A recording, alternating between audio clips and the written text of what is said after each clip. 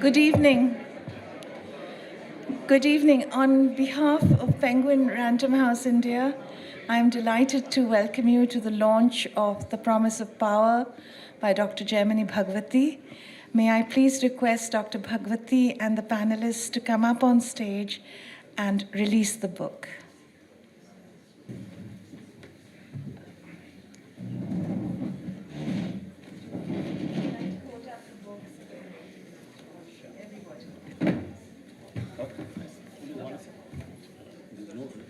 Are you going to launch it or something? Please. Just now. She's going to ask us to Yes, please do. just hold it up. Should we stand up?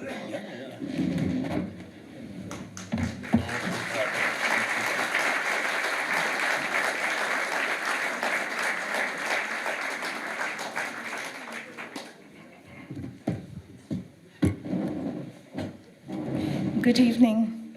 Welcome again. On behalf of Penguin Random House India, I'm delighted to welcome you to this evening. My name is Ranjana Sengupta Raghavan, and I'm Deputy Publisher at Penguin Random House. The Promise of India, How Prime Minister Shaped the Nation, is a remarkable book.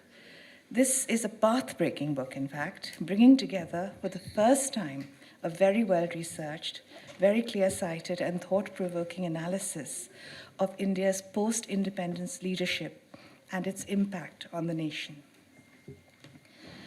What the author is asking is whether India's 15 prime ministers evoked a sense of optimism or cynicism among their fellow citizens.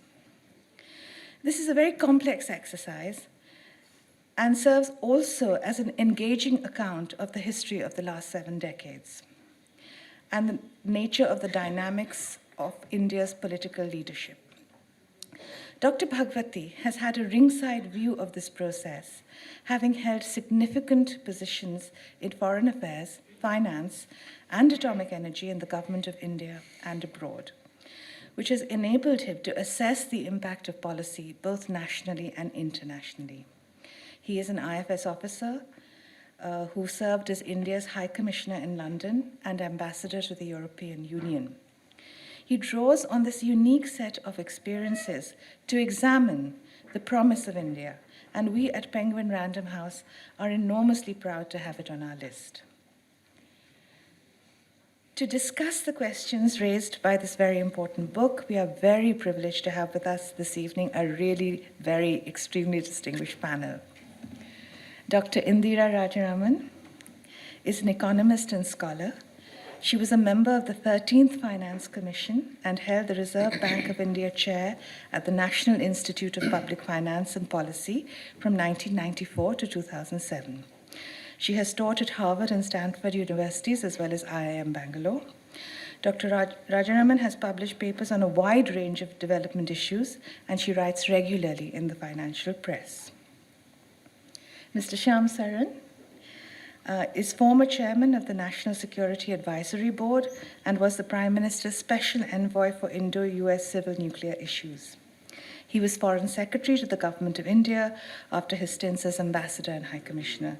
He regularly contributes to public debate on politics and foreign policy and was awarded the Padma Bhushan in 2011.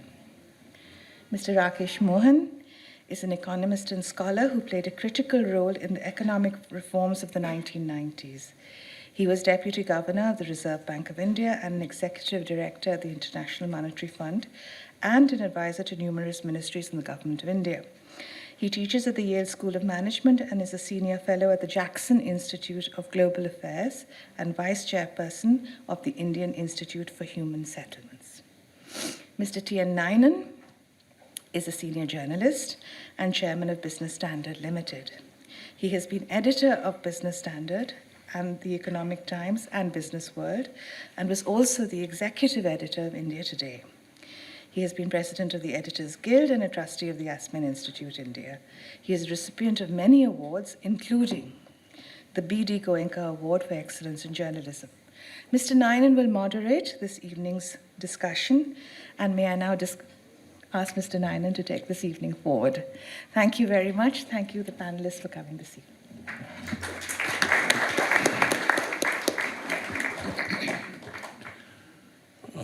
Thank you, Ranjana, and Good evening, friends. We have a big book here with us this evening, and Jaimini, who spent, I think, 3 years? 2.5. 2.5, working at it.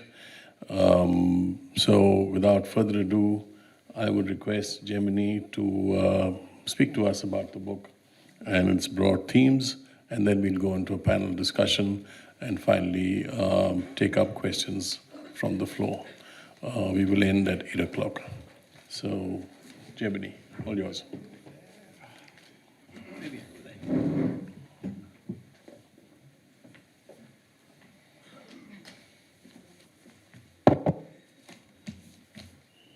Thank you, Ninan. A very good evening to everyone.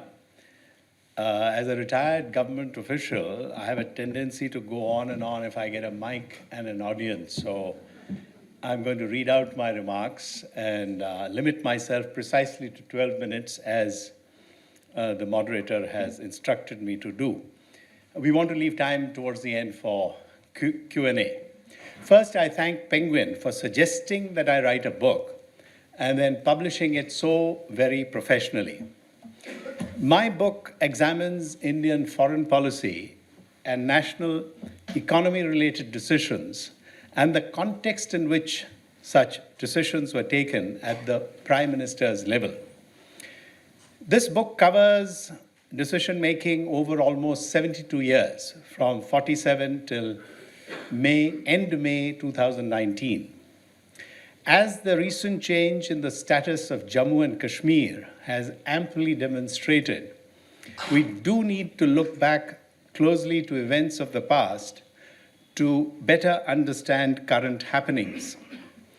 A recurring theme in the book is the extent to which optimism and cynicism at the mass public level has waxed or waned during the terms of the various prime ministers, and most importantly, why.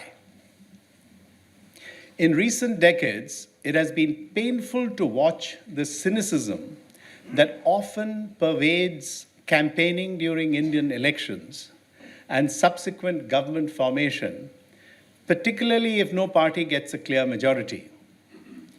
Yet, although this is an oft-repeated cliché, we have to somehow retain our optimism. I repose my faith on average persons of this country who have again and again and yet again delivered India from the personal interest-driven actions of those in positions of authority. I'm speaking in English, and perhaps at most 8 to 10% of Indians are fluent in English. Hence, my book is accessible to an extremely low percentage of Indians. I'm in touch with Penguin about how best to get the book translated into several Indian languages. The knowledge of English has set a certain section of the elite in affluent urban India apart from what is nowadays called vernacular-speaking Bharat. Both groups, instead of viewing each other with suspicion, would do well to adopt each other's better qualities.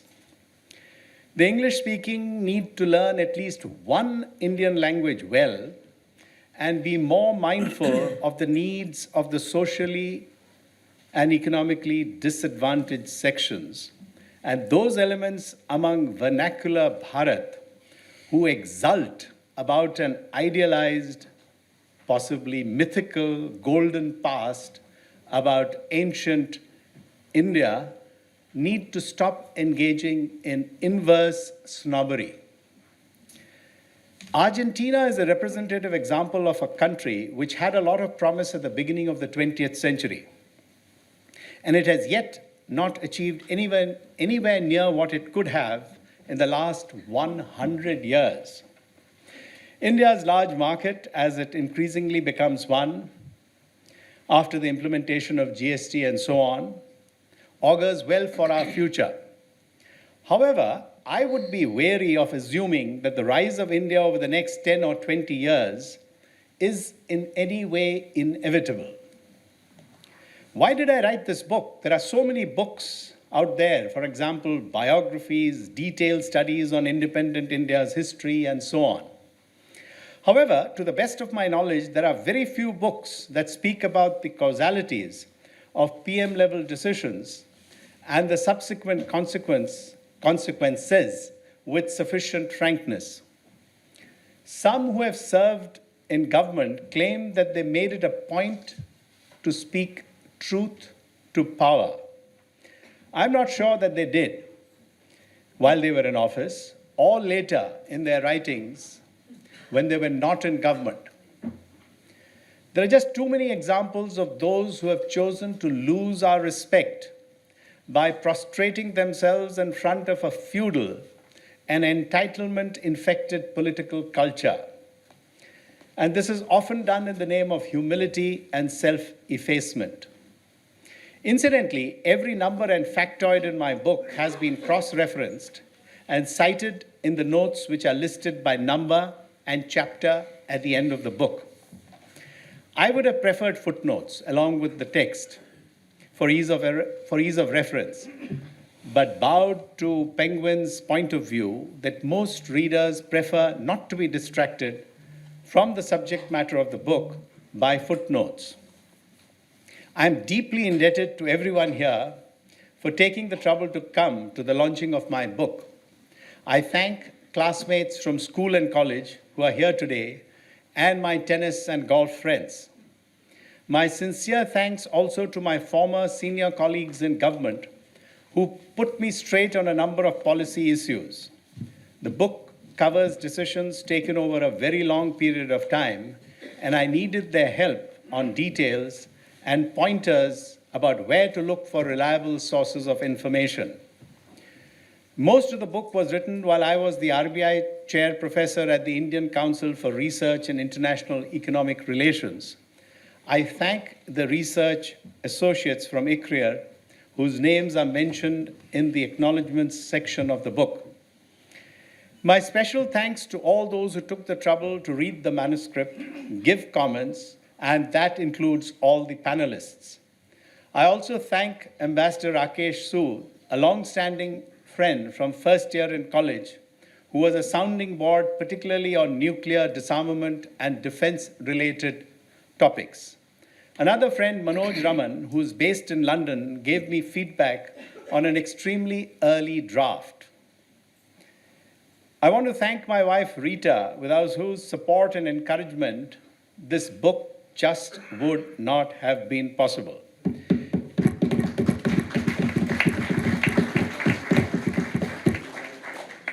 She read every line in the book and made suggestions on both content and idiom. We were driving back from Mukteshwar and talking about how best to compare decision-making across time, since the context and the constraints were so very different for the various prime ministers. For instance, how to compare the Nehru years with those of, say, Indira Gandhi, Narasimha Rao, or Vajpayee. Rita suggested that personal traits could be used to compare leadership qualities across time.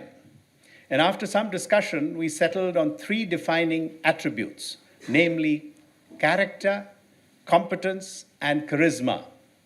I've referred to these traits of India's PMs in the legacy sections at the end of each chapter. I will now read out a few lines from the chapters that cover the years that Jawaharlal Nehru, Narasimha Rao, and Atal Bihari Vajpayee were Prime Minister. First, Nehru. An extremely distressing error that some commentators make is to speak of Nehru and Gandhi in the same breath, for instance, by calling it the Nehru-Gandhi dynasty. The only way that Nehru and Indira Gandhi were related was that he was a loving father and she a doting daughter. In everything to do with modes of governance, building of institutions, transparency, and personal values, they were as different as day and night. All said and done, without Nehru at the helm after independence, there may still have been a continuing idea of India. Tagore, Sunil Khilnani. But they may not have been an undivided nation state called India today. Now Narasimha Rao. He deserves the nation's gratitude for steering the Indian economy out of trouble when it was going through a major crisis. His lasting legacy is that he left behind an economically stronger country than the one he inherited.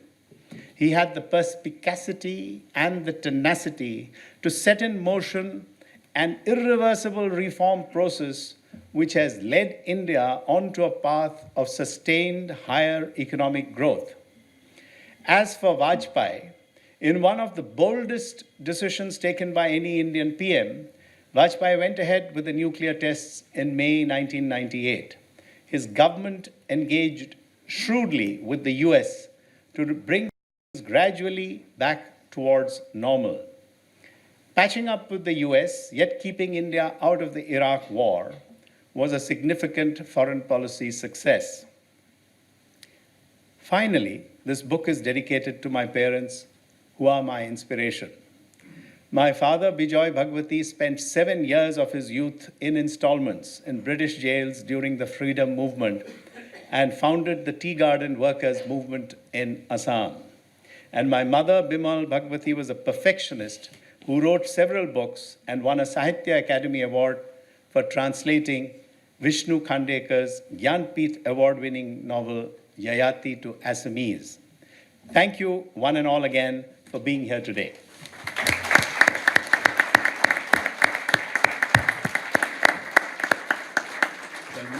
That was impressive. Thank you.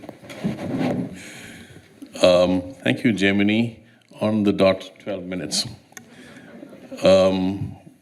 If I may whet your appetite for those of you who have not got a copy of the book for yourselves, Jaimini's ranking of the principal prime ministers, shall we say, who at least completed a term in office is interesting, and if Jaimini does not mind, I will give you a very brief glimpse of his final judgments on those three metrics of character, competence, and charisma, which he ranks in that order.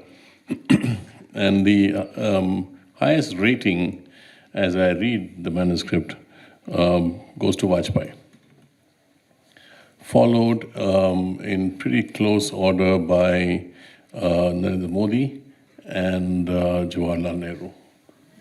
And the lowest goes to Manmohan Singh. You can guess, you can look at the others who are in between, essentially Narasimha Rao and, Narasimha Rao, sorry. Okay, but I must also say that if you actually read the book, the judgments are more nuanced than this simple sort of rating and ranking of, he doesn't rank them, he rates them, so I did the ranking to see how they actually performed in Jaimini's judgment. But the manuscript itself, of course, is goes into far more nuances about how they did, and in some ways, those rankings, as I read the book, are a little deceptive because he's a little more critical of the ones to whom he gives the highest rankings in many instances, and I think not as critical of the ones to whom he gives a lower score. But that's the beauty of our prime ministers, and Jaimini, the sweep of his book and the detail he goes into is frankly impressive. Somebody just said before we began that this cover could just as well be a cover of a book about Kashmir. And it's interesting what Jaimini says about what happened in 1947-48 in Jammu and Kashmir. And we sometimes forget the context of how much we were still controlled by Mountbatten and the British generals and access to arms and spare parts, which constrained military action and indeed other action. But that's just to give you a flavor of some of the stuff that goes into the book. We have an outstanding panel. And I will begin, I think, from my left, extreme left, and request Professor Indira Rajaraman to make her opening comments, followed by Shyam, and finally Rakesh. The panelists get 6 minutes each, and then we'll have a discussion among ourselves and finally go to the floor. Indira. Thank you very much. Would you please signal the end of 6 minutes to me? Sure. Yeah. Let me begin by congratulating the author on this very ambitious task that he set for himself and the magnificent way in which he executed it. Since my time is very limited, I'm going to stop praising the author and start criticizing the book. I have basically two issues that I want to raise with the author. And do you have time to respond at the end? No, we have time. Not a problem. Yeah. The first one is this. So what the author has basically done is to construct a notional matrix in which there is a column for foreign policy and a column for economic policy, and the prime ministers are in the rows. This is his book, basically. This is the structure of his book. Now, the difficulty I have with that is that it doesn't deal with the issue of whether foreign policy in India, in any one of those prime ministerial regimes, subserved the economic interests of the country.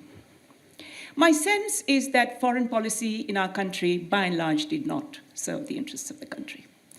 And I think in that sense, we were somewhat at odds with the US and UK, where their foreign policy is closely tailored to their economic interests. If you were to take away their economic interests, they would have no foreign policy. Whereas we seem to have had a foreign policy, a rather grand one sometimes, grandstanding on the international stage, trying to assume the moral high ground, perhaps because of the Gandhian legacy, and annoying a lot of other countries in the bargain, and not gaining very much for the country. So this is the first question I wanted to ask the author, why these two columns in this notional matrix were so distinct, and why he did not see the scope for considering them in their totality. That's the first issue. The second issue is this. As you know, right from the Nehruvian period, going up to 1991, we as a country followed a policy of import protectionism. It was right at the time, although the rightness and wrongness of that can be disputed. And the author does deal with import protectionism in each of his chapters and discusses whether this protectionism waxed or waned in this or that regime. What I want to deal with is not the fact of import protectionism or the degree of it, but the manner in which it was implemented. Import protectionism can be done in one of two ways. It can be done by imposing tariffs on imports, in which case the revenues accrue to the exchequer, or it can be done through quantitative restrictions which limit the amount that can come in with or without a tariff. The distinction between quantitative restrictions and tariffs is that, first of all, quantitative restrictions, by restricting the amount coming in, raise the domestic price because there is a limitation on supply. If there is a tariff, to the extent of the tariff, that revenue will accrue to the exchequer, but there was usually a domestic price premium over and above that, because that was the whole point of having import protectionism through a quantitative restriction, QRs as they are called. The idea was to limit the amount coming in. So there was a domestic price premium which accrued to the holder of the import license. And this was, in effect, a transfer of revenues, potential revenues, out of the exchequer into the hands of the person who was allotted the import license. And these import licenses were not auctioned, they were allotted. Shades of the 2G scam. So if they had been auctioned, the auction revenue would have gone as non-tax revenue into the central exchequer, but they weren't auctioned. So what happened? What was the primary outcome, of course, was that the revenue was starved, was that the exchequer was starved of revenue which could have been used for multiple purposes, better infrastructure, nutrition, education, health, you name it. Of course, revenues in the exchequer are not a sufficient assurance that those expenditures, those desirable expenditures would have been done. But they were certainly necessary when you consider that when the Nehruvian era started out, our tax GDP ratio at the center was 3.89% of GDP. So we were a tax revenue-starved nation, and we chose to go the QR route, transferring potential revenues to the exchequer, out of the exchequer into the hands of the holders of import licenses. But the damage didn't stop there.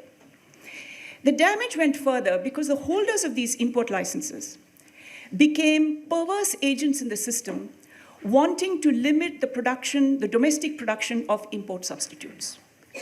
Why were they wanting to do that? Why were they wanting to limit industrial licensing of the production of import substitutes? Because if more substitutes came on the market, their price premium would come down. So they would personally lose.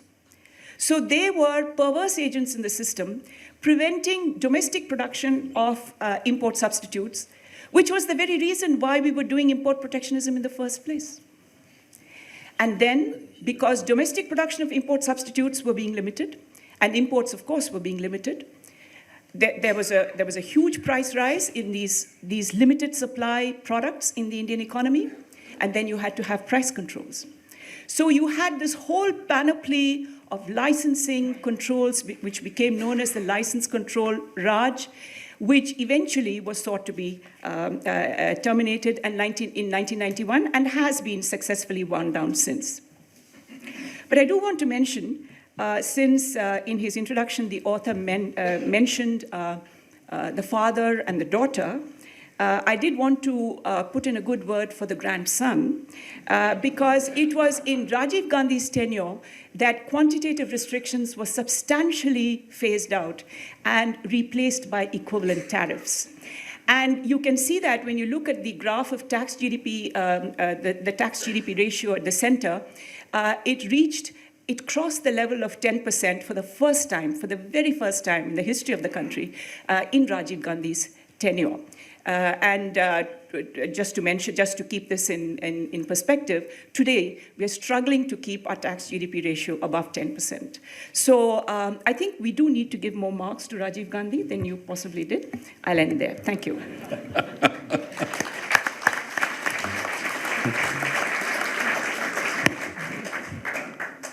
Thank you, Indira. Jaimini, she's bowled you a bouncer. And Shyam, I don't know if you're going to respond to that comment on foreign policy or on the book. I hope the book. Jaimini will come back after the three have made the initial statements. So I'm sure he'll have lots to say. Thank you very much. Let me first of all offer my congratulations to Jaimini for this tremendous effort that he has made to give us what is perhaps a very unique and pioneering effort to really see the entire sweep of history of India since 1947. Of course, this is a book about leadership and what difference leadership can make to the fate of nations. Let me say that it's an interesting sort of frame that he has used. That he has looked at various leaders since 1947 in terms of their character, in conduct, charisma, and rated them in those terms, but also looking at how successful they were in being able to convey to the people of India a sense of optimism, a sense of hope, and whether they were leaders who, contrary-wise, in fact, spread pessimism amongst the people. I think I would make two comments. One is that if you actually go through the book, you see that most prime ministers start by generating considerable amount of optimism amongst people, and then end up by spreading a lot of pessimism about what they have not been able to achieve. The book would have perhaps gained a little more substance if also there was some consideration of the constraints under which most of the prime ministers worked. because I think while there may be failures of character or failures of conduct, I think it is very important to realize that in a very complex country like India, leaders have to operate within very, very real constraints. And if there is anything that I have learned from the time that I did serve with Narasimha Rao for a couple of years, and of course with Dr. Manmohan Singh, and also to some extent with Atal Bihari Vajpayee, it was always that these were not leaders who did not have a sense of what India needed. These were leaders who were very much steeped in the character of India and its challenges, and also I think they were very genuine. Jaimini has talked about cynicism. Let me say that I did not see that cynicism amongst at least those leaders that I had occasion to serve with. They were not cynical, but they were certainly under very, very deep constraint. Are we now in an age where perhaps those constraints are being pushed aside? Time will tell. Because the other takeaway from this book is that when you look at how leaders from Nehru onwards have really dealt with the reality of India and dealt with the challenges of India, each has tried to offer a sort of a departure from the past. Each leader thinks that he is different from the leader who has gone before. And yet, if you really drill down, you see, despite the effort to try and make these major departures, the reality of India, in fact, imposes a sort of a continuity, which also comes out very clearly from the book. Of course, I think it is always worth our while to see then, having seen this sweep of history, what lies in store for us. And Jaimini says that, what led him to write this book was the fact that, India, in a sense, equally, a country which he loves, but it is also a country which frustrates him all the time. I would be very happy to know whether the phase that we are going through is infuriating him, or is he more deeply in love with this India. And the other aspect which is interesting is that he has said that whenever India goes off track, whenever it seems to lose its way, it is the people of India who bring the country back on track. Okay. So, are we back on track, or is there perhaps the possibility of going back on track? Because sometimes the people themselves seem to be pushing us off the track.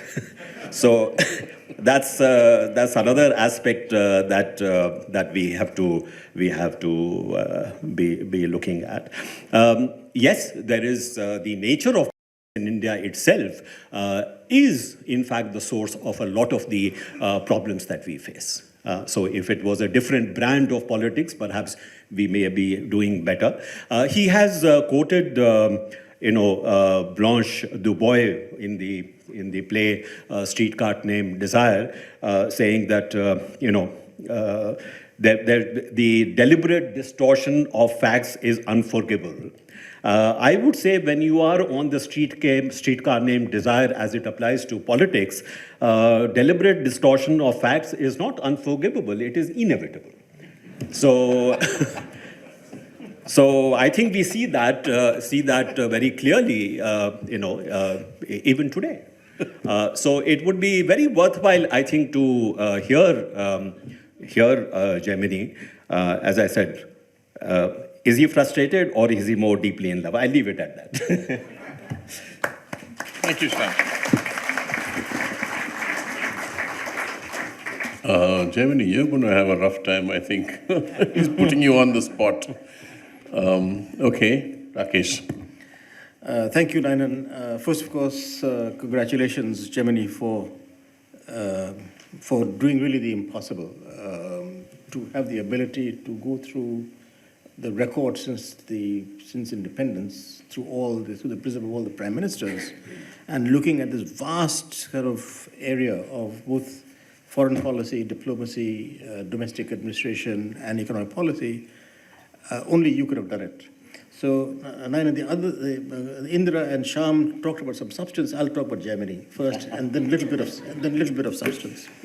So, I've known him since around early 2001, when I first joined the Ministry of Finance as Chief Economic Advisor. And next to my office, as soon as first day I came, I saw this nameplate that says J. Bhagwati. So I thought, this is terrific. Jagdish Bhagwati has come to advise the government of India. And it'll be terrific. I'm going to be next door to him. Imagine my disappointment when I see this young man, as he was and he still is, and sitting there. I thought maybe Jagdish has got some smart young man as his PS who sits behind his desk when he's not there. So then, of course, I realized that he was Jaimini Bhagwati and not Jagdish Bhagwati, and that he was Joint Secretary of Capital Markets.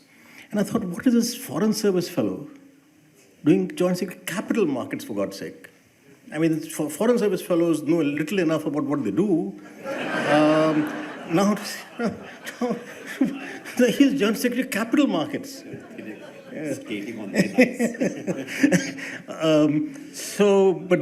But then what do I realize? That this IFS fellow first did physics in St. Stephen's, by the way, which is where I was this afternoon to see where you were in your youth.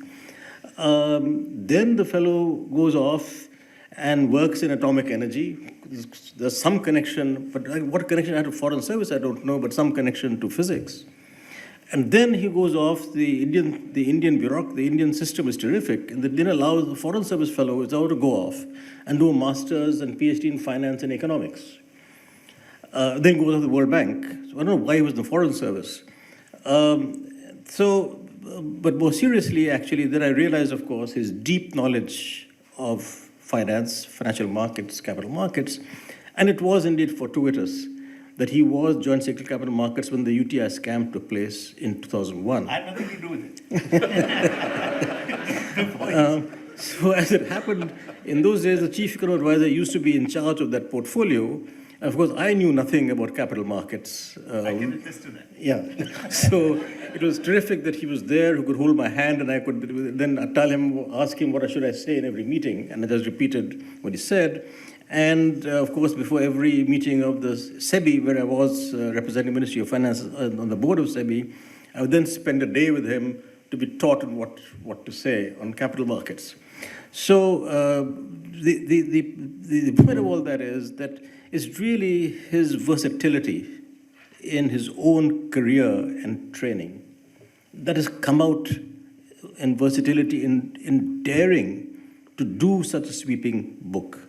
And therefore, I think I did feel it's important that apart from talking about the substance in the book, we do first recognize that there's probably no one else around who has had such a professional experience in the government of India at the highest levels of economic policy and foreign policy, and the Foreign Service recognizing that and appointing him as among the most important ambassadorships in the EU and as High Commissioner to the UK. One regret that I have, and I've usually failed on these kind of things, is that when I was Secretary of Economic Affairs, I did almost succeed in getting him to be the chairman of SEBI. But there was a midnight coup. When I thought that I was being called to the powers that we were accepting Jaimini to the chairman of SEBI, some other fellow jumped in and was then appointed. So the India has been deprived of Jaimini's expertise in the financial sector. Now, a couple of 2 or 3 issues on the book that I would like to mention. One interesting thing that comes out, that among the more successful prime ministers after Nehru, and I'll come back to Nehru, Vajpayee and Narasimha Rao, even though Vajpayee, of course, was an amazing orator, but one thing that was common in both of them was they were really quiet. both of them. Even though Vajpayee did have charisma, he was an amazing orator, but by the time he became prime minister, he sort of didn't exercise that. And both of them also ran minority coalition governments, and both were very successful. So one general question is that is it, and actually this also comes to your point that you raised on constraints, that is it better for better functioning of prime ministers and leaders to be constrained, as opposed to prime ministers who have so much power that they're not constrained? That goes to the huge majority that Rajiv Gandhi had, Indira Gandhi had, and so on. So I think that's a very interesting question on what has happened in our country in those particular cases. Similarly, in the issue of, that's connected with the issue of character, competence, and charisma, that is charisma a handicap or is it a strength? Does charisma come in the way of your being more effective in administration? Finally, on Nehru, I feel that you have shortchanged Nehru in terms of not giving him full marks on competence. The 17 years, the kind of performance that he had in actually administering the country, in setting up all the institutions that he did of the Indian democratic system, economic institutions, scientific institutions, just about everything. You've named them all actually in your chapter. But then you say he had some question marks on his competence. No prime minister has done the amount of nation building that Nehru did. Yes, of course, he faltered towards the twilight of his years. And I think that to not give him 100% marks on competence is incompetent of you. I think that it's very important. Two good things you have done about Nehru. One, that you have pointed out that people make a mistake on questioning his economic policy on import substitution and planning. Well, actually, that was the best practice in the world at that time. No, Indira, I didn't interrupt you. Let me just finish. It was the best practice internationally at that time. Later on, the book says so. So yeah, that's what I'm saying, that he's done a good thing in bringing attention to that. That's exactly what I'm saying. Second, that a very good thing you've done, and you mentioned that in introductory remarks, of distancing Mr. Nehru from Mrs. Gandhi. Absolutely. So those are two things. I think, Rakesh, you can come back to points when we get into a discussion. Sure. Okay.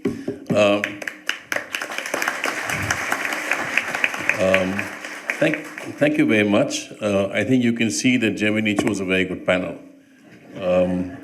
So I'll give the first few minutes of our time for back and forths within the panel to Jaimini to respond to some of the points and comments that have been made.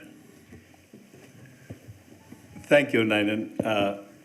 I notice I have about 9 points here. It'll take too long to address. I think we'll have to get into the details of what the panelists have said on some other occasion. But I agree with you, Indira, that yes, QRs was not the way to go. And your point was broader than that in the sense that why not, why have you put foreign policy and economic policies in watertight compartments? It's not quite like that, as you will see with regard to what I say about Nehru not taking full advantage of the kind of opportunities that particularly emerged during JFK's time as president and when Galbraith was ambassador here.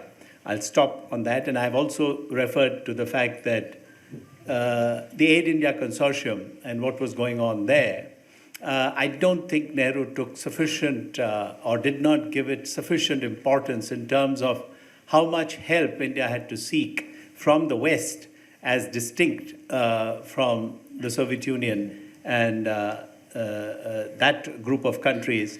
And that was perhaps a little short-sighted on his part, but I will here diverge and address what Rakesh is saying, that 100% is a little difficult to get in social studies and that kind of those kinds of subjects, and decision making at the prime minister's level, difficult to get 100%. Nowadays, of course, you can't get into any college without 99.9%, but that was not the thing when we were in college, and definitely not what Nehru had to grapple with. But I said in my introductory remarks that there would be no India today without Nehru at the helm. So I disagree with the moderator, with due respect, Mr. Ninan. My ranking of the prime ministers is Nehru, Rao, Vajpayee. And I thought, obviously, I have not perhaps done my job sufficiently well if the reader thinks otherwise. Because if the country would not have existed without Nehru at the helm at the beginning, by definition, he is at the top of the heap. And till now, there is no one anywhere near him in terms of what he was able to do for the country. And this is, I'm not saying this in an emotional manner. This is in a very hard, calculating manner that one has looked at all that was achieved during his term. Rajiv Gandhi and QRs being removed, yes, I think I have some references. Perhaps I should have given him even more credit. But Rajiv Gandhi, my references to him were prefaced by what he said in that 1985 Congress centenary year speech in Mumbai, at those days called Bombay. And there was a huge letdown from there. The way he kept shuffling and reshuffling his pack, his defense ministers, his finance ministers, 5 times in 5 years. And we all know that, and I do not take my word for it, I.G. Patel has referred to what happened in terms of government spending over those 8-9 years, which led ultimately to the balance of payments crisis. Shyam's point about constraints. Yes, there are constraints at an individual level, at a societal level, at a prime ministerial level. But particularly when you have 2/3 and at times 3/4 majority of the Lok Sabha, and you also have a majority in Rajya Sabha, some of those constraints perhaps were not as binding as they were for coalition governments. So I'm not going to name the prime ministers, but some had absolute majorities in both houses of parliament. And you frittered away a lot of your political capital. And again, I will not mention you, it's obvious, in pushing family interests.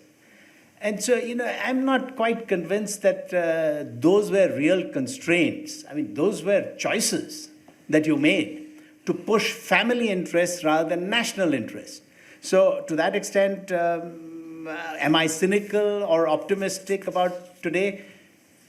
I have to be optimistic, otherwise I better not get up from bed in the morning.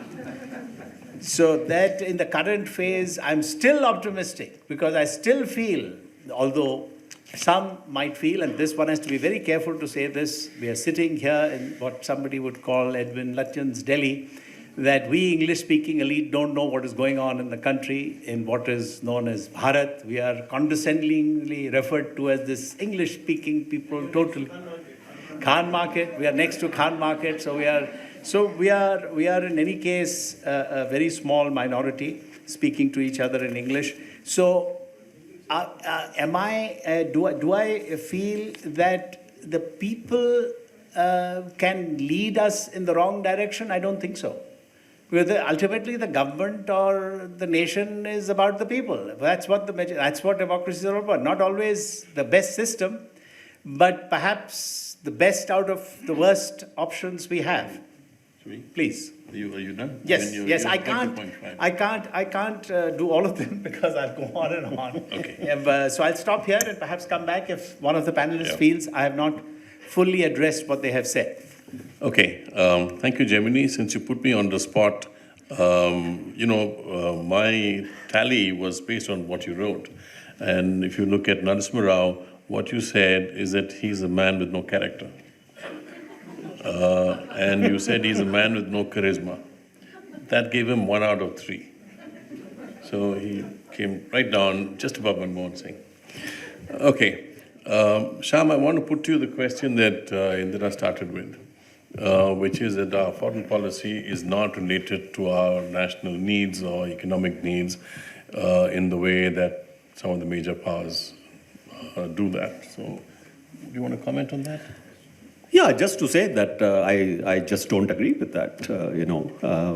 At least throughout the sort of career that most of us have had, perhaps it may not have been very visible outside, but economic diplomacy and promotion of India's economic interests as, defined by the political leadership. If I may just interject and also bring in Jaimini's comment, which is there in the book and he referred to just now, that we were clearly facing a problem coming up with China, and we were also getting a substantial amount of aid from the West at that point, including the need for defense supplies. And Nehru did not respond to that situation, which is what the country needed at that point of time. Well, the problem always is that we have 2020 wisdom by hindsight. We always sort of look at where we are today and then use that to then criticize and condemn people who have been without really taking into account, that's why I said that recognizing what constraints various leaders have worked under is very important. Why is Narasimha Rao, in fact, to my mind, a great leader? Because I think many people do not understand the kind of foreign policy challenge we faced at the end of the Cold War. Complete collapse of the Soviet Union. Much of your trade was tied up with the rupee trade. Much of the kind of economic system you had built up assumed that you would have that kind of support from the Soviet Union, technological support, other support. Many people do not also even accept the fact that, we say, oh, he did not turn to the United States, did not turn to the West, but there are many instances where the West was not prepared to help you, or was prepared to help you only if you paid a certain price. Anybody who has read Gundevia's book about, what happened in the aftermath of 1962 will see the tremendous kind of pressure which was being put on India to compromise very, very substantially on the Kashmir issue as a condition for continuing to have some degree of support from the West. Is that what you want? So I think it is very important to recognize these are not simple yes and no questions. Leaders have to make very complex decisions. And yes, maybe they sometimes make wrong decisions. I grant that. But I would say that if I take, for example, the period of 1990 to 92, where we had an economic crisis on our hands, a balance of payments crisis on our hand, and we had a foreign policy challenge on our hand. Any other country and any other leader could have been easily overwhelmed by these challenges. So if you're looking at what Narasimha Rao was able to do in his own quiet way, getting consensus here, consensus there, maybe he did not understand very much about economics, but he knew who to turn to in order to bail India out. So I do not accept that a foreign policy is somehow divorced from economic interests. It cannot be. It cannot be. Okay. And just to also make the point that if you look at even Manmohan Singh, who you also seem to have ranked very low, I rank him very high because when opportunities came, which normally, given our predilections, we would not have taken advantage of, which was the nuclear deal, he understood what was the importance, what was the significance of this opportunity. Yeah, I think actually, I'll just come to you, Rakesh. I just want to say that he does give credit to Manmohan Singh on the nuclear deal. No, I was talking about how you gave him the lowest rank. I did not. He did. I only did the tally. The score is his. Rakesh, apart from whatever else you want to say, I want to put to you the question on Manmohan Singh. Because Jaimini's view is that greatness was thrust on him not once, but twice. And the first time he performed, and the second time he didn't. And you certainly worked very closely with him in the second time in different positions. So, do you want to comment on that, apart from the other comment you wanted to Let make? me first, let me first comment on that to say I agree 100% with Shyam on this issue of Indian foreign policy going with economic policy. And I want to go back to this issue of the late 50s and early 60s, actually. There's an excellent book by David Engerman, who is at Yale, as it happens, next door to me at Yale. But it's called... You need to speak into the mic. But it's from the American point of view, but he's done actually detailed research and documents in the Soviet Union as well as in India and in the US. Advisedly, the book is called The Price of Aid. And the fact is that it was the US which pushed us away, not the other way around, in the late 1950s. We first wanted them to finance Bokaro. They were not willing to do it in the public sector. You can then have a different argument on whether we should have done it in the private sector, etc. But the point is that the foreign policy was then actually responding to our economic interests. Because the Soviet Union was willing to help us in those things. And that's all very well detailed in this book written, it's called The Price of Aid. So I'm just talking about that particular period, which is often criticized of India not going with the West. Also remember that in that period, that is during Eisenhower's time, during John Foster Dulles, etc., that if you were, the whole attitude was, if you are not with us, you're against us. So we had no choice. So I think that therefore I really agree with Shyam that Indian foreign policy has been in the interest of the country most of the time and consistent with the economic policy. Now to the question on Manmohan Singh. So I think that two points that I would say there. Actually, I worked in some sense more closely with him when he was finance minister, even though I was not in the finance ministry.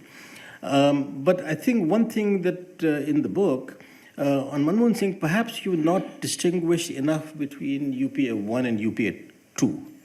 You might remember that towards the end of UPA 1, and particularly after the nuclear deal, the epithet was, or sobriquet was, Singh is king. Right? People have forgotten that. Singh is king at the end of 5 years. And then other things happened in the UPA 2. So I think it would be useful in some sense to distinguish those two periods in terms of his own performance. And I think that a number of that also you mentioned, of course, you mentioned all these things, that the Right to Information Act is a very important enactment, which has made a huge difference to the country. Similarly, the right to education, there are some issues with that, no doubt. That's also a very important issue. Introduction of Aadhaar, right? So there are a lot of transformative things that were done by him. Of course, they've been carried forward. By the way, I love your tables in the book. As an economist, I always love tables. And it's very nice to have all these tables at the end of the book. One table which shows the Prime Minister's Gram Sadak Yojana. 2004 to 14 is 35,000 kilometers a year on average. 2014 to 18 is also 35,000 kilometers per year on average.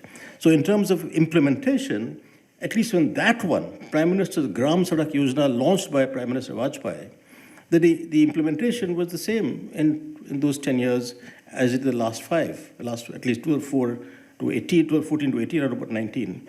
So I think there's some of these things, a lot of it is to do with impressions.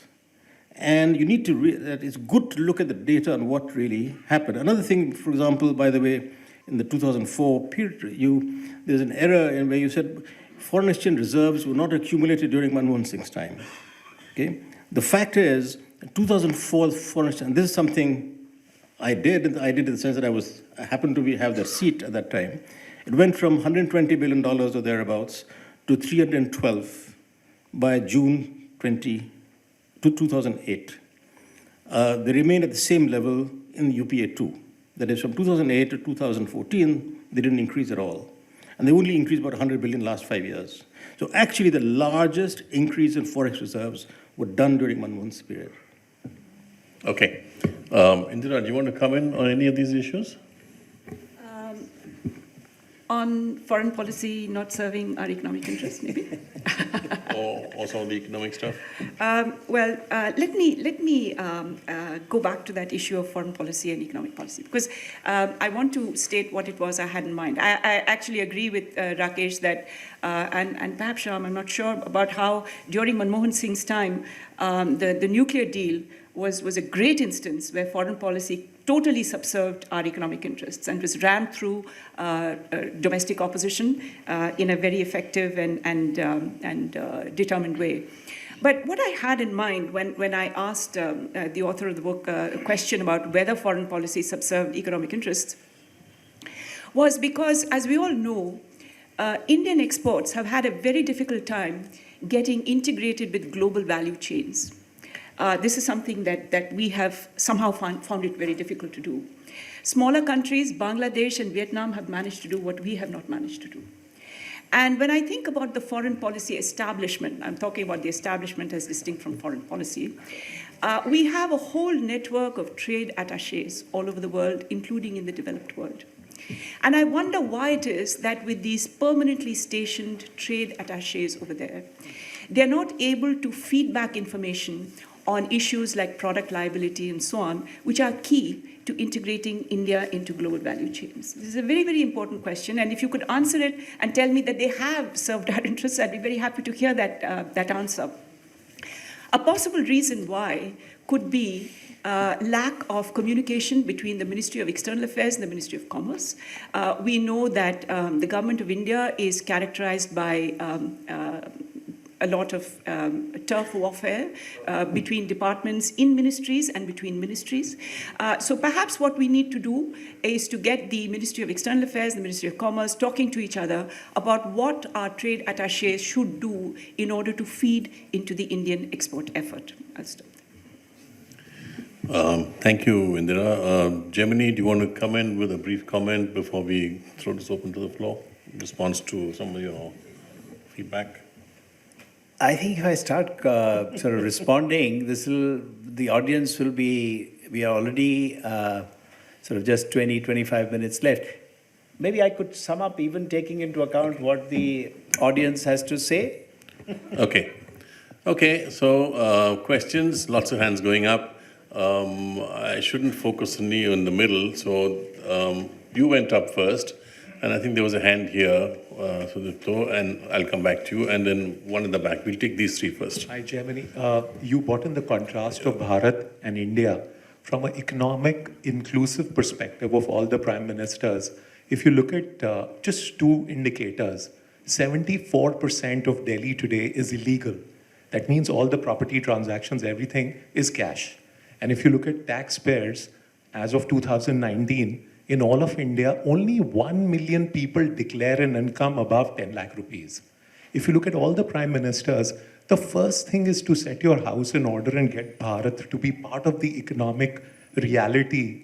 And of all these prime ministers, after 70 years, 74% of the capital is illegal, where houses of 50 lakhs, 1 crore, all transactions done in cash across the country. That's our reality.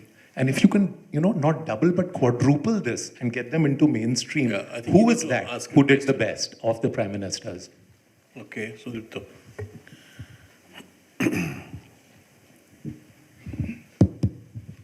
Thank you, Jaimini. I greatly look forward to reading this book. Congratulations. But I have two very broad questions based on the discussion that's just happened. First of all, I gathered that you have assessed the prime ministers and the performance in terms of foreign policy and economic policy. But there are so many other dimensions of policy. Just look at Raisina Hill, at least defense and security and so on. I'm just curious why those were not covered. The other question I had, it's something that Shyam said that raised in my mind about, constraints and circumstances. If you remember the Rudolph's famous book about In Search of Lakshmi, where they said that it doesn't matter whether you start from left or right, you end up in the center because of circumstances. So it's the whole question of the role of the individual and in historically, conjunctures. So wanted your view on that. Thank you. Thank you. And there was a gentleman in the back. Yeah, you.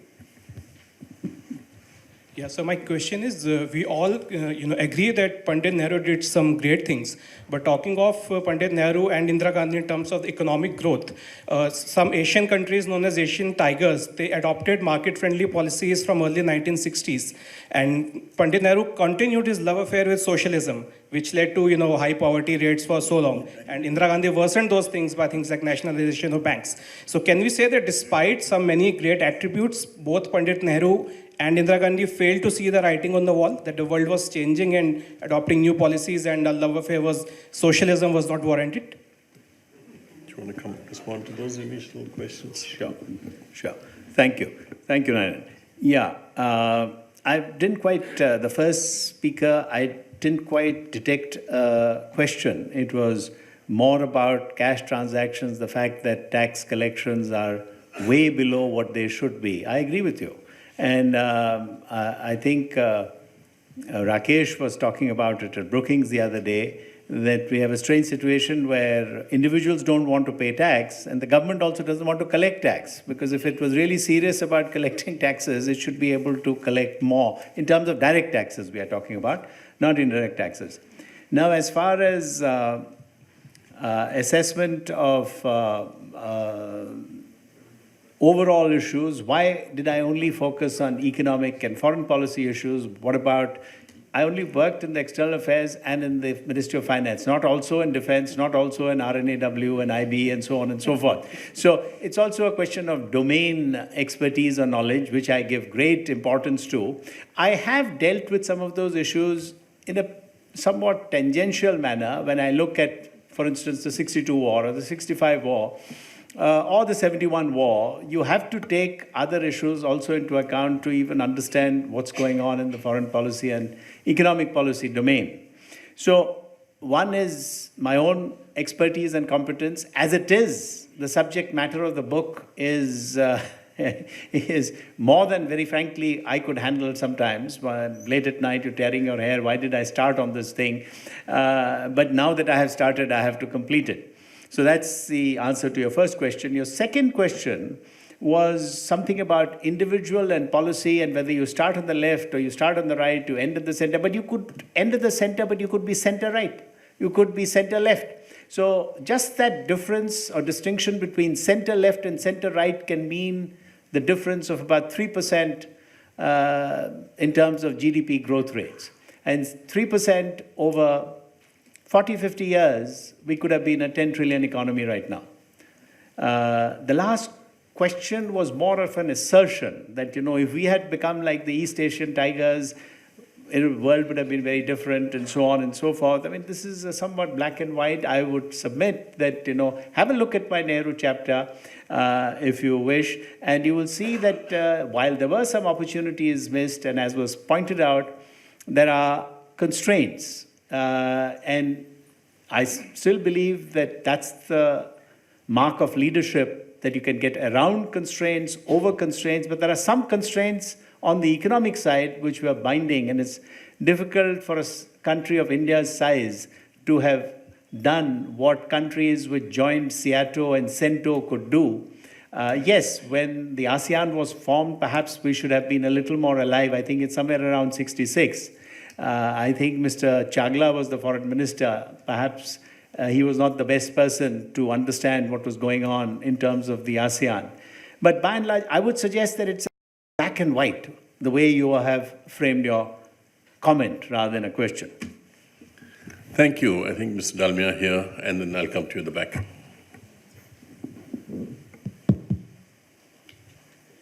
Jaimini, how would you rank the prime ministers on communication? There's the aspect of oratory and speaking to mass audiences, in which many of them were good, and there is the aspect of interacting with the media, which serves as a multiplier. And I have the impression that most of our prime ministers were relatively uneasy with the media. Secondly, having reviewed all the prime ministers, what would you say, how would you comment on how these individuals would have done if we had adopted the presidential system? Okay. At the back there. Can someone get a mic across? Yeah, it was mentioned that import licensing and industrial licensing affected economic growth because of favoritism and so on. Well, Make in India still continues to be a big failure. And question I have is, you have the scientific establishment which wants to do research and development and, growth through industrial expertise. And then you have the role of bureaucracy, which seems to be on the other end, because it wants its own policy decisions. Which of the prime ministers do you think was able to balance the two and, managed to tackle the bureaucracy which was on the other side, which was interfering? Thank you. Thank you, Ninan. The question about communications and ability to communicate, I think I have referred to each Prime Minister's abilities on that count at the end of each chapter. So I won't let you on to that, because I would submit that it is in Penguin's interest and in a marginal way my interest that you get a copy of the book. But having said that, I completely agree with you that communications is as important as decision making. You can make the best decisions possible, and you don't communicate to people what exactly is involved in terms of actually getting those decisions implemented and how the people need to buy in. Somewhere in the prologue, I say that development is 80% heart and 20% head or brain. And I can leave it to you to figure out how have I come out with these precise numbers which are divisible by 10. Most number issues, when they are couched in numbers which are divisible by 10 or 5, I am highly suspicious. But having said that, since I have come up with these numbers, all I'm trying to say is that communications is important, because you have to get the people who are 5, 6, 10 levels below you to feel energized and to feel as if they have a stake in the country. Take public health and primary education. Prime ministers don't get involved in actual implementation. The central government is not directly involved. State governments have to do most of the heavy lifting on this.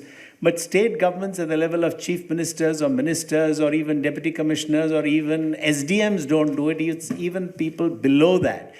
They have to feel less cynical about what's going on around them to put in those 8-10 hours of work, of extension work. So that's what I mean when I say that development is 80% heart, and you can reach people's hearts through communications. So your point is well taken. I won't start listing who was high or low in that regard. The other question was about imports, and it really wasn't, again, a question. It is, Make in India has been a failure. Again, it's black and white. Is it a failure? I don't think it's a failure. In some, yes, manufacturing is not where it should be. If we look at the auto sector right now, it's in a fairly difficult kind of situation. But is it the bureaucracy which is holding up things? Yes and no. In some, so one will have to. Unfortunately, in something like this, a book of this sort cannot drill down to that level. It doesn't intend to drill down to that level of what makes a difference in which particular sector in manufacturing. I make the basic point that we need to get people off the land. It sounds a little cruel, but we need to get the people off the land. We have far too many people dependent on the land. I've given some numbers, summary numbers in the epilogue, but basically we have just too many people engaged in subsistence agriculture. So we need to get them off, and that is what leadership is about. How do you get people off subsistence agriculture into other formal sector jobs? And there again, it is 80% heart. And 80% heart comes when optimism levels go up and cynicism levels go down. Okay, there don't seem to be any more questions from the floor, so let me pose one of mine. Please. You have put a sort of strap line to your chapter on Indira Gandhi, which says, "End of innocence, yet remarkable achievements." So I want to put to you a question on the economic record of Indira Gandhi, which, if you look at pure GDP numbers, is the worst of all prime ministers. And her political record, of course, is completely blemished. But I want to put to you that this difficult task of defending her record on the economy by saying that she came into office twice in an economic crisis. It is possible to argue that in 1966, the economic situation was far worse and in a complex ways than the 1991 crisis. In terms of food, in terms of foreign exchange, in terms of the defense situation, in every way that you can think of, it was a more difficult situation than 1991. She did a lot of missteps, but she pulled it through. Bank nationalization, big negative in most people's eyes.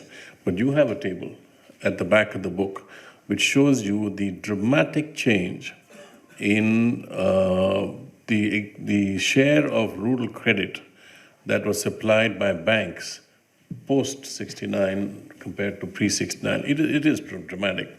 And Kaushik Basu's argued elsewhere about how the national savings rate went up significantly because the banks spread out into the rural areas and much more financial savings came in. So there was a huge benefit from that. She came back into office in 1980 when GDP had collapsed in the biggest collapse of our GDP ever, 5% down in 1979-80. And she once again had to pull the economy out of a complete mess. And both times when she left office, she left the economy in reasonably good shape. So now you can put a lot of sins at her door, but would you accept that her actual record on the economy is not as completely sort of black and white as most people make out? I'm always against black and white. The real world is 50 shades of grey. No, don't go there. That's very dangerous and below the belt. So, no, we won't go to 50, but there are many shades of grey. So I begin by accepting that there cannot be and as you pointed out, I say that there were many achievements, but there was end of innocence. The innocence of the era of Nehru. I say innocence here in a good sense, in a positive sense, where you know that the world is flawed, but you still start off with an open mind and say, I'm going to trust this person or I'm going to do my job honestly. So that kind of innocence, Mrs. Gandhi, unfortunately for us, for reasons that all of you know very well, we lost that innocence. But in terms of the economy, you're right, very grudgingly and with great, should I say, reluctance, she finally bit the bullet and went in for devaluation. Shastri could have done it, but I suppose Shastri was preoccupied with the war, and then he was there for a very short while. So I think the devaluation to begin with, but she didn't explain it. So she immediately, moment the hawks, the leftist hawks that she increasingly had to rely upon because of the fact that Morarji Desai was very upset and then the split happened and so on, she didn't explain to the people that a strong currency is not necessarily synonymous with a strong economy and in terms of employment generation and even in terms, I mean, you don't devalue just to promote exports because that's not going to happen one for one. But I would say that her record is less than what you just suggested for a number of reasons. For instance, again, black and white, bank nationalization. She didn't need to nationalize that many banks. I would say that she could have improved the banking sector and expanded to rural areas without going in for that blanket kind of nationalization, which resulted in what I'm sure you will agree is some forms of crony capitalism, and which we now have being bandied around as the twin balance sheet problem, etc., etc. Some of that has its roots in the kind of structure which was put in place by which public sector bank heads were selected in very, should we say, non-transparent manners without a board and so on. We know all that. Sure. But having acknowledged all of that, is it a one-sided story? No, I don't think so. Are you saying the book is a one-sided story? No. I know your book says...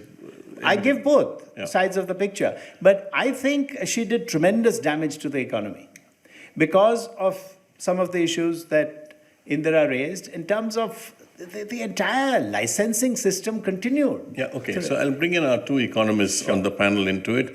But I do want to make one brief point, which is that most people forget that post the 1966 devaluation, over the next 3 years, exports took off.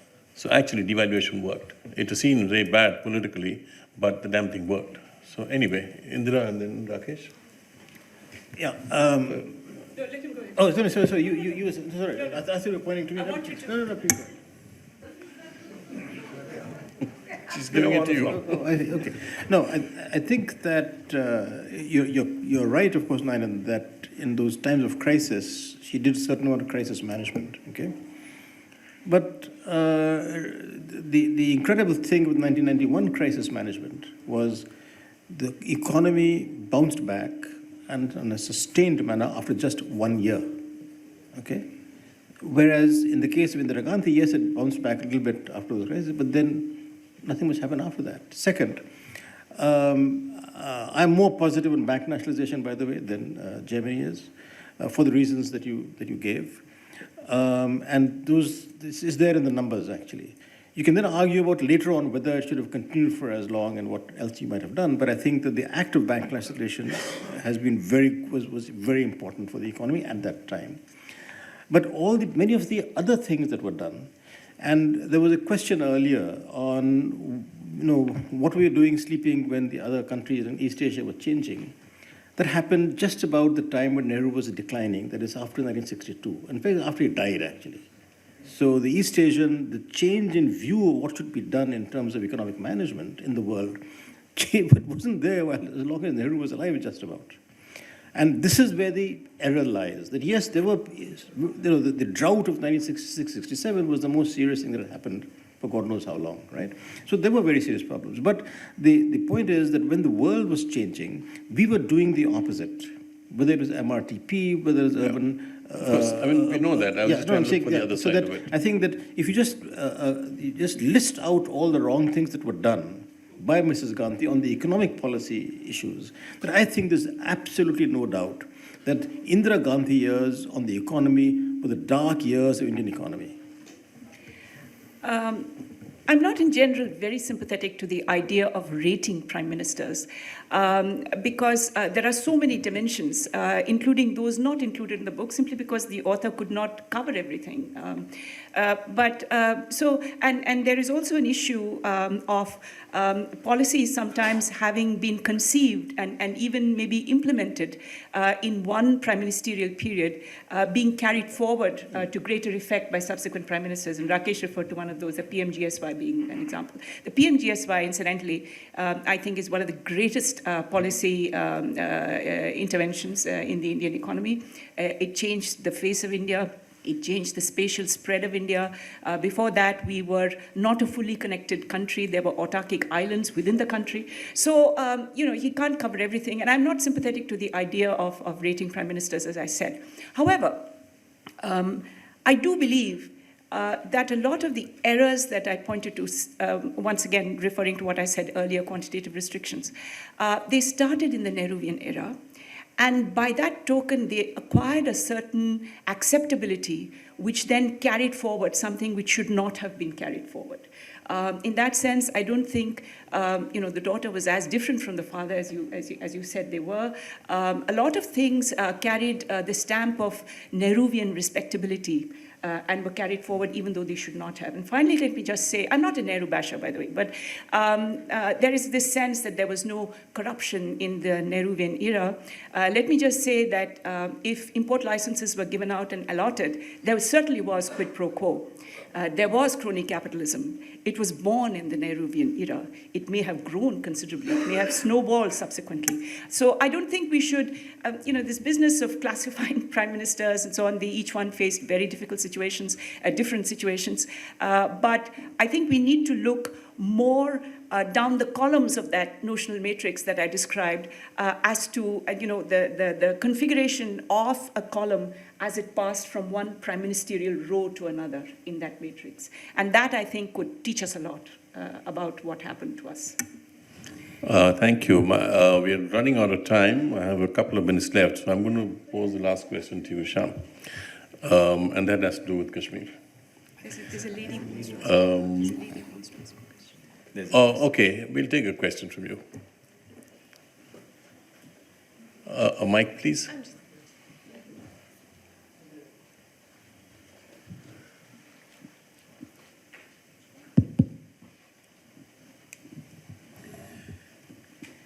Do you see any difference in what is made in India and make in India?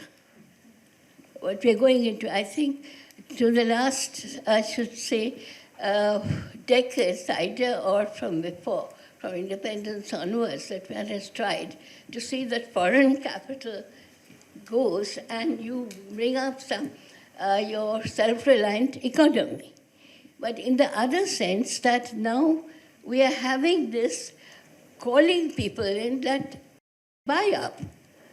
And that comes into the make in India and made in India difference.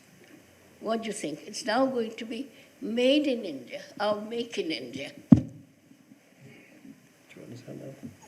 Not fully. What about it? Means is that one is Indian entities making things. Right. The other is foreigners making here. I mean, they are still making in India, but they are taking over the foreign direct investment versus domestic investment. Is your question basically about foreign direct investment versus domestic investment? Are you making a distinction in made in India versus make in India on those lines? Not really investment. It's a question of whether you're trying to make a self-reliant economy coming up, or we're again going to have a different kind of imperialism coming in from all around. Yeah, it's the same. I think that's okay. Yeah, I think I am quite clear that in today's world, any product which is sophisticated, and we don't have to keep giving the example of the iPhone, the Apple phone. There are these value chains. So, and in most economies around the world, which have higher per capita incomes than us, it's very difficult to distinguish ownership because you will have a number of owners of one company. So I would submit that unless there is a situation like as we have between the US and China in terms of technology and whether Huawei is introducing all kinds of, there is some stealing of technology, etc., which is a different issue where I don't even know whether the accusations that the US is making against China are correct or not. Those kinds of issues are different from the regular investment which comes in either through the foreign direct investment route or through the portfolio route. I think we have to be open in India to that and be sufficiently self-confident that we have the means to be able to track such investment which has some, within inverted, I'm not even sure what kind of ulterior motives those kinds of investment could have. But I'm reasonably confident that the governmental agencies, the regulators, would be able to see through most of that. But by and large, we should be open to foreign investment of all kinds. And depending upon what kind of tax regime that they want to accept, if they are doing transfer pricing, that's for regulators to figure out. As we know that certain kinds of FDI, they are doing, they have policies which means they pay very little by way of taxes in the countries where they have their customers. I'm giving the example of Google and Yahoo and so on, who have themselves registered in Ireland when their European countries are complaining about that. But I'll stop there. Okay. Well, we are past our time limit of 8 o'clock. It's 3 minutes past 8, so I'll have to bring this to a close. I'd like to end by congratulating Jaimini on an excellent book. I'd like to thank and compliment our panelists for some insightful and perceptive comments as we've gone back and forth. The questions from the floor were very interesting and relevant, and thank you all for your presence and attention.